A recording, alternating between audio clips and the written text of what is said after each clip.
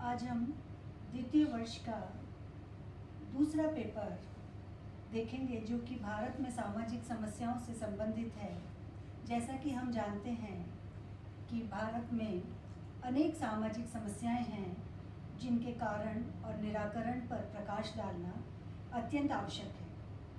सबसे पहले तो मैं ये बताना चाहूँगी कि इस पेपर के अंतर्गत हम भारतीय सामाजिक समस्याओं का अध्ययन करेंगे और अनेक प्रकार की सामाजिक समस्याएं हैं जिनके कारण हमें समाज में बहुत सारी मुश्किलों को, बहुत सारी समस्याओं को देखना होता है। यह पेपर अनेक समस्याएं जो कि दहेज से संबंधित, गरीबी से, बेरोजगारी से संबंधित, वृद्धावस्था की समस्याएं, इन पर अनेक प्रकार से प्रकाश डालता है। सबसे पहले तो हमें ये जानना आवश्यक है कि सामाजिक समस्याएं और व्यक्तिगत समस्याएं क्या है। इस पेपर के अंतर्गत हम सामाजिक समस्याओं का अध्ययन करते हैं, लेकिन एक प्रश्न उठता है कि व्यक्तिगत समस्या और सामाजिक समस्याओं के अंदर हमें क्या मूल रूप से अंतर दिखाई देता है। व्यक्तिगत समस्याएं वे समस्याएं हैं जो कि एक व्यक्ति को प्रभावित करती हैं, या उसकी निजी समस्याएं हो सकती हैं, या उसकी अपनी अनेकों परेशानियां हो सकती हैं।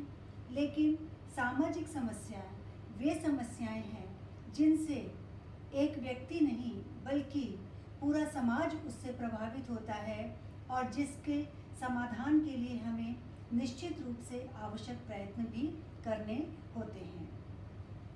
इस पेपर के अंतर्गत हम सामाजिक समस्याओं का अर्थ, परिभाषा, उनके कारण, कारक, विशेष अर्थ, परिभाषा और अनेक प्रकार की समस्याएं जैसे दहेज, गरीबी, बेरोजगारी, पर्यावरण, इन सब, अनुसूचित जाति, जनजाति, बाल अपराध, अनेक प्रकार की समस्याओं को हम देखेंगे। और ये समस्याएं जो हैं हमें किस प्रकार से हमारे समाज को प्रभावित करती है, इसका अध्ययन करेंगे। यद्यपि मैं अखबारों में, पत्र पत्रिकाओं में अनेक प्रकार की सामाजिक समस्याएं रोज़मर्रा की ज़िंदगी में हमें देखने को मिलती हैं और उनका अखबारों में चर्चा भी होता है, लेकिन समाजशास्त्री इन समस्याओं को कैसे देखते हैं और उनके समाधान के उपाय ढूंढते हैं, इसका अध्ययन हम इस पेपर के अंतर्गत करेंगे।